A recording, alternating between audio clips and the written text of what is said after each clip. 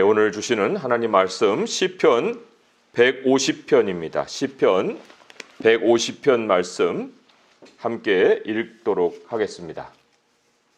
할렐루야. 그의 성소에서 하나님을 찬양하며 그의 권능의 궁창에서 그를 찬양할지어다. 그의 능하신 행동을 찬양하며 그의 지극히 위대하심을 따라 찬양할지어다. 나팔 소리로 찬양하며 비파와 수금으로 찬양할지어다. 소고치며 춤추어 찬양하며 현악과 퉁소로 찬양할지어다. 큰 소리 나는 제금으로 찬양하며 높은 소리 나는 제금으로 찬양할지어다. 호흡이 있는 자마다 여호와를 찬양할지어다. 할렐루야. 아멘. 예배에 찬양이 없으면 그것이 예배일까 하는 생각을 해봅니다. 찬양이 예배의 절대적인 요소인가, 아니면 있어도 되고 또 없어도 되는 선택적인 또 요소인가, 이것도 우리가 먼저 생각을 해봅니다. 요한계시록에 보게 되면 하늘의 현실이 소개되어 있습니다. 물론 땅에서 벌어지는 일들이 아직은 현재적인 시점으로 기록이 되어 있는 부분이 있습니다. 하지만 하나님의 나라가 완성되어 있는 모습도 거기에 마지막에는 기록이 되어 나옵니다. 그런데 보면은 하나님의 나라에 이제 가면 설교가 없습니다. 우리는 예배 때에 설교를 매우 중요한 것으로 생각을 하는데, 하나님 나라에 가서 예배하는 자들의 모습을 보면 거기에 설교라고 하는 요소가 빠져 있다는 거예요.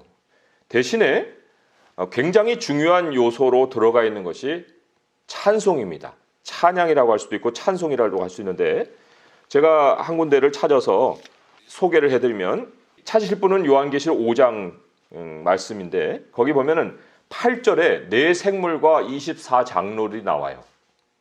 5장 8절에요. 그런데 그 네 생물과 24장로가 가지고 있는 것이 있어요. 각각 다 가지고 있어요. 각각 다 가지고 있는데 뭘 가지고 있냐면 검은 고를 가지고 있고 향을 가지고 있습니다. 검은 거라는 건 이제 우리말식으로 번역한 거고, 영어로는 하프라고 되어 있어요. 검은 고를 가지고 있고 향을 가지고 있는데, 향은 성도들의 기도다. 근데 이게 예배의 자리예요. 그래서 찬양과 기도는 계속 되고 있는 상황인데, 이제 설교는 없는 이런 예배 자리를 우리에게 소개해주고 있습니다. 그리고 천사들이 합류를 합니다. 8절에서 9절에 보게 되면 천천만만의 천사들이 나오는데, 그 천사들이 하는 일이 또 새 노래를 부르는 일이에요. 그래서 하나님께 찬송을 올리고 있습니다. 자, 여기서 그치지 않아요. 5장 13절로 넘어가 보게 되면 거기에 모든 피조물이 나오는데, 하늘 위, 땅 위, 땅 아래, 바다 위, 또 그 가운데 있는 모든 피조물, 이 피조물들이 또 찬양에 동참을 합니다. 아직은 이제 하나님의 나라가 완성이 되었다기보다는 이제 땅에서 화답하는 그런 모습이라고 볼 수가 있어요. 그런데 이제 사람만 빠져 있어요. 사람만 빠져 있고 모든 피조물이 하나님을 향해서 영광을 돌리고 있는 이러한 이제 장면이 나옵니다. 오늘 1절에도 그렇게 나오잖아요. 할렐루야. 그의 성소에서 하나님을 찬양하며 그의 권능의 궁창에서 그를 찬양할지어다. 그러니까 땅의 성소와 하늘 권능의 궁창이 이제 만나서 찬양을 드리고 있는, 찬양을 명령하고 있는 말씀인데, 거기에 이제 하늘 권능의 궁창의 모습을 오늘 우리가 보았고, 또 땅에 있는 그 모든 피조물, 만물들이 또 하나님을 찬양하고 있는 모습을 보았는데, 사람만 제외되어 있었다. 그럼 사람 어디 있느냐? 오늘 이제 1절에 보니까 성소라는 곳이 등장을 합니다. 하나님의 백성이 찬송할 때 그 찬송하는 무리는 어디에 있냐면 땅의 교회에 있다. 이렇게 볼 수가 있어요. 참 이게 아이러니죠.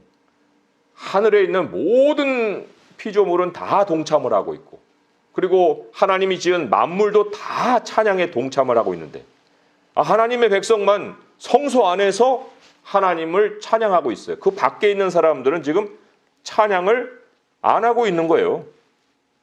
죄가 깔려 있는 세상에 사람들은 찬양을 명령해도 못해요. 안 하는 것도 있지만 못합니다. 그 이유가 있어요. 하나님이 이 땅에 있는 교회에게만 특별히 주신 선물이 있습니다.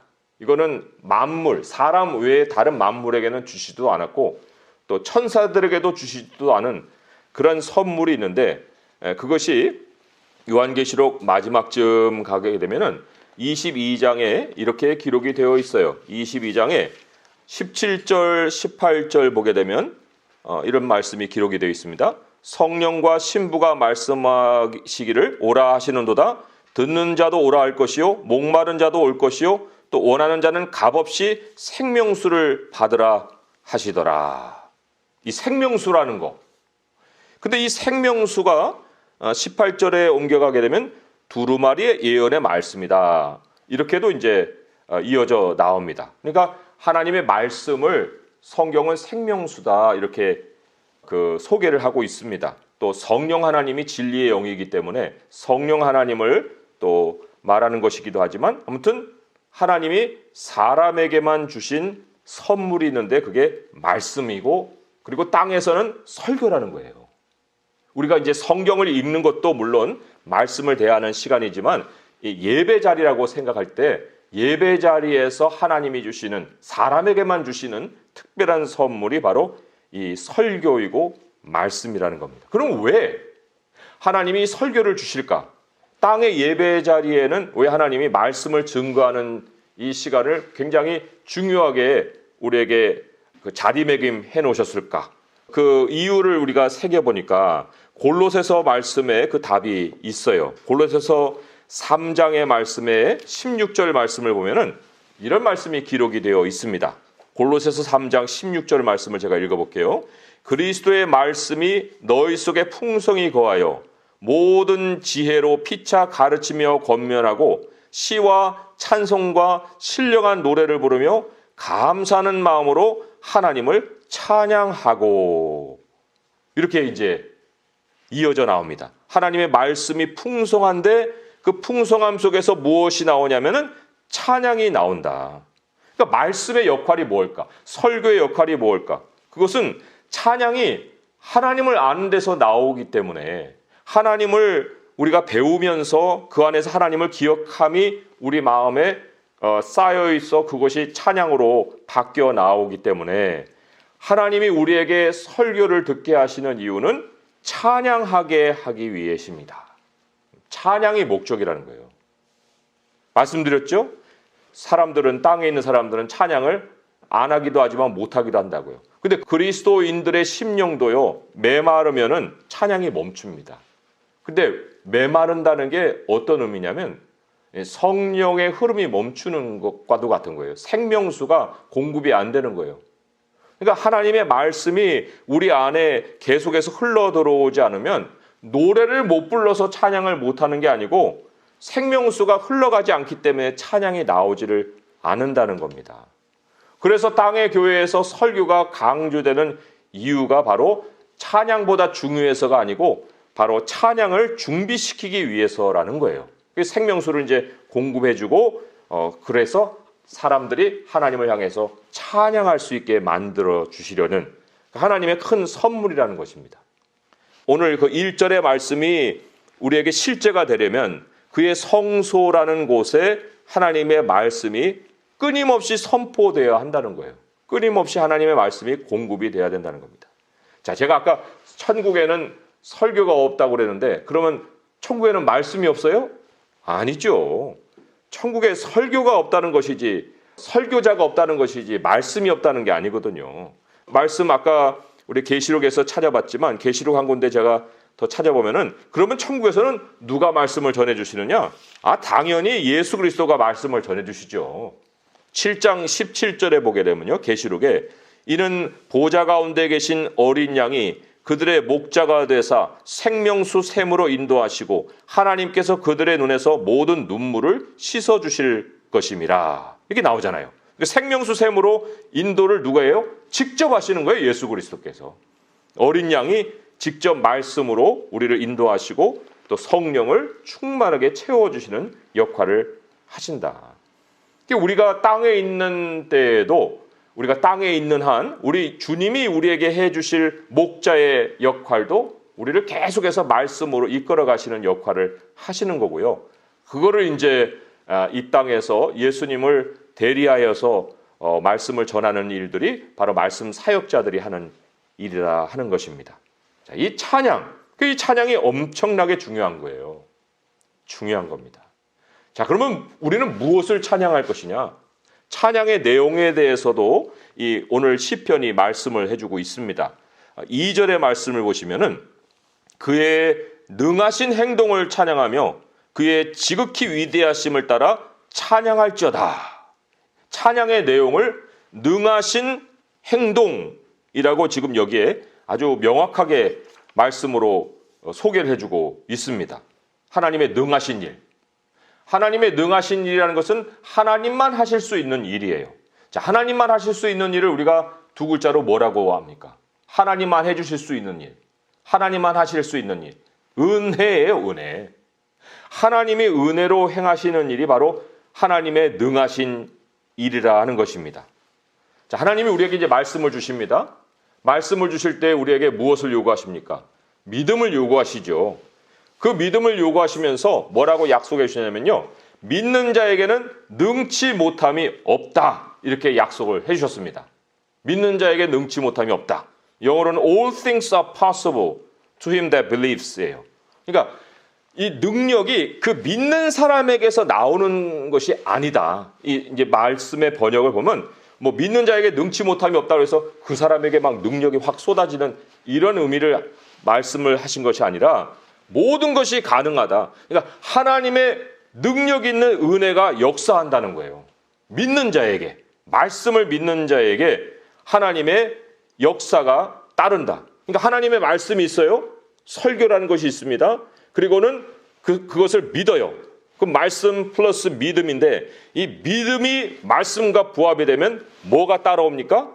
하나님의 은혜가 따라오는 거예요. 능하신 일. 그 능하신 일을 경험할 때에 찬양이 나오는 겁니다. 하나님이 오늘 우리에게 찬양의 내용으로 그의 능하신 행동을 찬양하라고 그랬잖아요. 근데 이 찬양이 나오려면은 하나님의 말씀을 우리가 받아야 되고 그 하나님의 말씀을 믿어야 되는 거예요. 그 믿을 때 하나님의 은혜가 나타나고 그리고는 우리 입에서 찬송이 터져 나온다. 이게 우리들이 하나님으로부터 지음받은 목적입니다. 하나님 우리를 그렇게 목적을 가지고 지으셨어요. 에베소서 말씀에 우리의 창조 목적이 이렇게 기록이 되어 나옵니다. 혹은 우리가 거듭난 목적이라고도 볼 수가 있는데 그 거듭난다는 것이 창세전에 하나님이 계획하신 바이기 때문에 창조의 목적이라고 볼 수 있는데 에베소서 1장 5절에서 6절을 보면 이런 말씀이 기록이 되어 있습니다. 그 기쁘신 뜻대로 우리를 예정하사 예수 그리스도로 말미암아 자기의 아들들이 되게 하셨으니 이는 그가 사랑하시는 자 안에서 우리에게 거저 주시는 바 그의 은혜의 영광을 찬송하게 하려는 것이라. 은혜의 영광이라는 것은 은혜가 나타난다는 거예요. 근데 은혜가 나타나는 것을 찬송하게 하려고 우리를 지으셨어요. 하나님이 능하신 일을 우리에게 계속해서 해주시는 거예요. 그리고 그것을 보고 찬송하게 하려고 우리를 그리스도 예수 안에서 예정하셨다. 우리를 지으신 목적이 그거라는 거예요. 그러니까 우리가 하나님의 말씀 그것을 듣고 하나님 뭐 그런 분이야. 이걸로는 찬양이 안 나옵니다.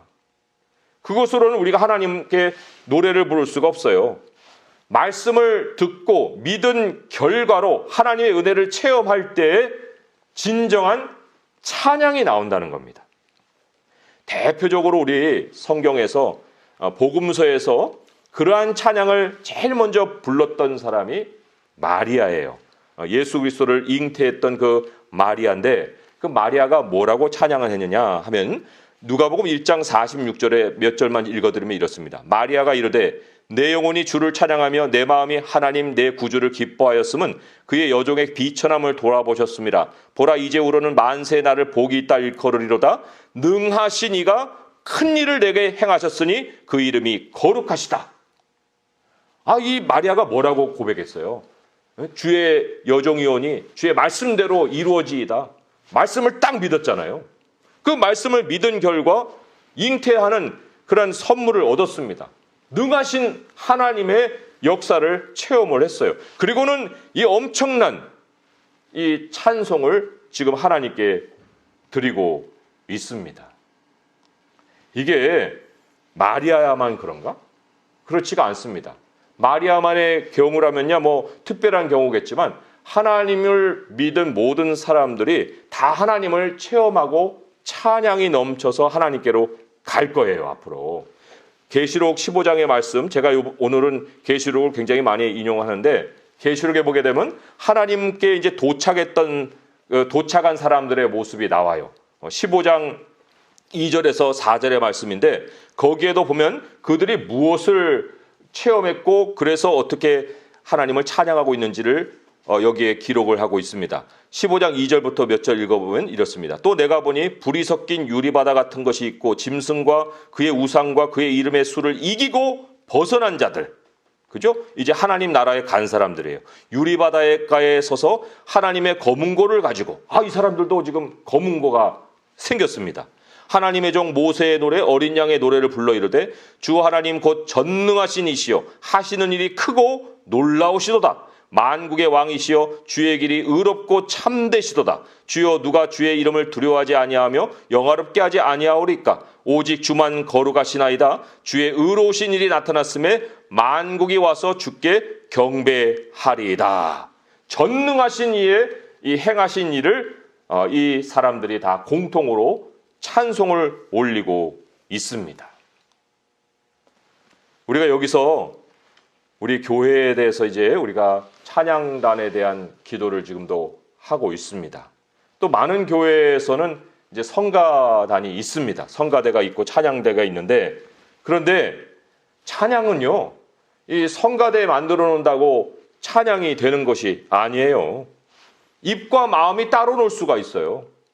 뭐 아름답게 찬양을 올리는데 마음은 저 딴 데 가서 헤매고 있는 그런 찬양대가 있을 수가 있습니다. 그러니까 하나님이 하신 일에 대한 기억이 있어야 찬양을 할 수가 있는데 아니 뭐 먼 기억까지 갈 것도 없고 그 한 주간에 하나님에 대한 기억도 제대로 없는 사람들이 모여서 뭐 음주만 마친다고 그게 찬양이 되는 게 아니거든요. 찬양의 가사를 듣고 사람들이 은혜를 받는 이유는 다른 데 있는 게 아니에요. 그 가사에 내 삶이 연결되어 느껴지는 거예요. 내 삶에 하나님의 손길이 느껴지고 내 상황 속에 하나님이 느껴지기 때문에 그 찬양이 내 것이 되고 내가 부르는 찬양이 되는 것이지, 아니 하나님이 느껴지지도 않는 찬양을 우리가 부르면은 거기에서 무슨 감동이 있겠습니까? 오늘 시편 150편에 왜 찬양으로 이것을 마무리할까? 그 이유가 있어요. 하나님이 기이하고 놀라운 모든 일을 시편에 가득 담아 놓으시고 그리고는 마지막에 그 모든 하나님을 기억할 만한 그 상황을 우리에게 주신 다음에 찬양을 명령하고 계시기 때문에 마지막에 나온 거예요. 하나님이 찬양을 돕기 위해서 우리에게 주신 선물이 악기들입니다. 나팔도 나오고 또 비파와 수금도 나오고 소고도 나오고 뭐 현악과 퉁소도 나오고 그래요. 그런데 말씀드렸죠? 하늘에 가면 검은고가 있다고요. 그리고 우리가 예수님 다시 올 때 나팔 소리 들었습니다. 그 나팔 소리 하늘의 나팔 소리예요. 하늘에 가면 악기가 없어요? 악기 있습니다. 이 땅에 우리가 만들어 놓은 모든 악기는 하늘의 모형이에요. 성막도 하늘에 있는 장막의 모형이라고 했듯이 하나님의 세상에 가면은 악기들이 있어요. 우리들이 악기가 있습니다. 뭐 여기는 우리 성도님들 중에는 뭐 검은고 타시는 분 있어요? 없죠. 거기 가면 자연스럽게 다 검은고 타는 기술이 생깁니다. 하나님이 그렇게 능력을 또 주십니다. 그런 악기들을 하나님께서 다 동원하여서 하나님께 찬송할 수 있게 해주시는 거예요. 그러니까 하나님이 왜 우리에게 음악을 주시느냐? 왜 우리에게 이 악기들을 주시느냐? 그것은 사람, 인생을 찬양하라는 게 아니에요. 인생을 찬양하는 도구로 주신 것이 아닙니다. 악기 소리를 통해서 우리의 이 하나님을 향한 감정을 더 일으키시는 그 손길입니다. 왜 사울이 다윗이 타는 수금 소리에 마음이 상쾌해졌다고 그랬어요? 악령이 떠나갔다고 그랬습니다. 그 이유는 그 악기 소리가 인생을 찬양하는 소리가 아니라 영적인 소리이기 때문에 그런 거예요. 하나님을 찬양할 수 있도록 우리의 감정을 돕는 것이 바로 이 악기들이다. 그래서 이 악기 소리가 마음의 풍요를 더해주고요. 또 악기 소리로 해서 우리의 몸이 움직여요. 여기 춤을 추며 찬양하라고 그랬잖아요. 그러니까 이 몸도 하나님이 찬양을 할 수 있는 구조로 만들어 주신 거예요. 뭐 실컷 가가지고 세상 음악 틀어놓고 막 흔들어야 되고, 그것은 몸을 망가뜨리는 거고, 하나님의 노래를 가지고 몸을 우리가 움직이고 찬양하게 되면 이 몸의 모든 것이 다 하나님을 향한 그 모습으로 건강하게 바뀔 수 있다는 것이죠. 그런데 최고의 찬양 도구가 뭐냐? 오늘 마지막 읽은 6절의 말씀이에요. 함께 읽어보도록 하겠습니다. 시작. 호흡이 있는 자마다 여호와를 찬양할지어다. 할렐루야. 최고의 찬양 도구는 우리의 목소리입니다. 목소리예요. 악기가 없어도 하나님은 우리 자체를 찬양 도구로 지으셨어요. 그리고 여기 호흡이라는 말은 조금은 더 영적인 의미가 있습니다. 왜냐하면 아까 왜 성소 안에서 찬송한다고 그랬잖아요. 그렇기 때문에 호흡이 있다는 것은 하나님의 영으로 숨쉬는 자들을 얘기합니다. 그냥 담지 이렇게 입으로 숨쉬는 사람들을 얘기하는 게 아니에요. 하나님이 그 코에 생기를 부어러 넣어서 생명이 된 그 사람들이 바로 호흡이 있는 사람이라 하는 거예요. 그 성령 하나님이 무슨 영이냐? 노래하는 영입니다. 하나님 우리를 즐거이 부른다고 했잖아요. 우리를 기뻐하고 우리를 즐거워하신다. 그 즐거워야 한다는 게 바로 하나님이 노래하신다는 거거든요. 그 성령이 우리 안에서 노래하는 영으로 들어와 계시는데 얼마나 우리가 성령을 근심하게 하는 일들을 많이 하는지 몰라요. 성령을 소멸하게 하지 말아라 한 것처럼 노래하는 하나님의 입을 우리가 그냥 봉해버리고 그 입에서 근심이 터져나오게끔 만드는 일들이 얼마나 많을까 싶습니다. 세상에는 참 슬픈 일이 많습니다. 그런데 그 슬픔이 기쁨으로 바뀌는 거 우리가 하는 일이 아닙니다. 우리 안에 하나님의 영이 우리를 위해서 노래하고 계시는 거예요. 그 노랫소리가 우리를 슬프게 하다가도 기쁨으로 바꿔주시는 겁니다. 그 노랫소리가 들릴 때. 계시록에 가게 되면요.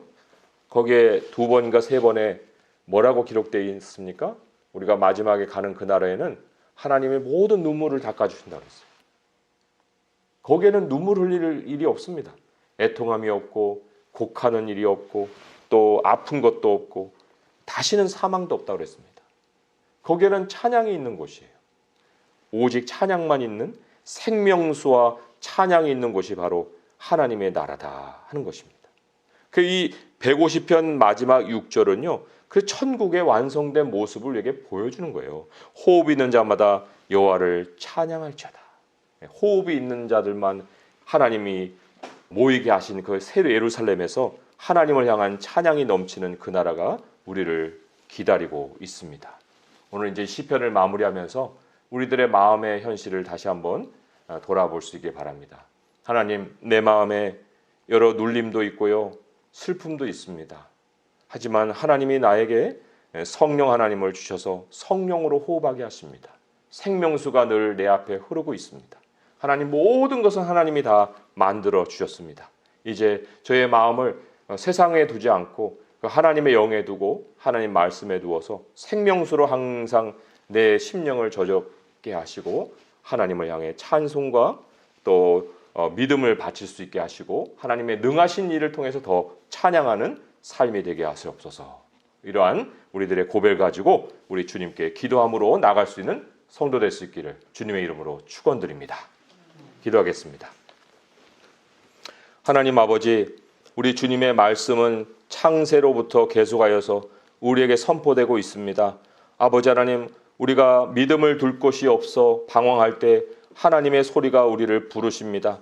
이리로 와서 나의 물을 마시고 또 값없이 돈 없이 와서 그 젖을 사고 또 물을 마시라고 하십니다. 하나님, 우리 아버지 하나님의 그 생명수를 우리가 마시고 이제는 찬양하는 그러한 삶을 살기 원합니다. 아버지께서 믿는 자에게 능하신 일을 행하신다 하시오니 하나님의 은혜가 우리 가운데 역사하시는 줄 믿습니다. 오늘도 우리들의 곤고한 심령을 하나님께 가지고 나갑니다. 아버지여, 이 곤고함 속에 성령의 노랫소리로 바꾸어 주시고 성령의 노래를 듣고 우리의 마음이 다시금 힘을 얻을 수 있도록 하여 주옵소서. 영원한 나라, 호흡이 있는 자들이 모여있는 나라, 그 예루살렘을 향해서 우리가 가고 있사오니 아버지여, 그때까지라도 이 땅에서도 하나님을 온전히 바라보고 하나님께 노래하고 나아가는 저희 모든 성도들 될 수 있게 도와주옵소서. 오늘 기도할 때에도 우리들의 여러 상황이 있사오나 하나님을 향해 믿음으로 우리의 마음을 드릴 때 하나님 우리 심령을 기쁨으로 노래로 채워 주시옵소서. 예수 그리스도 이름으로 감사하며 기도합니다. 아멘.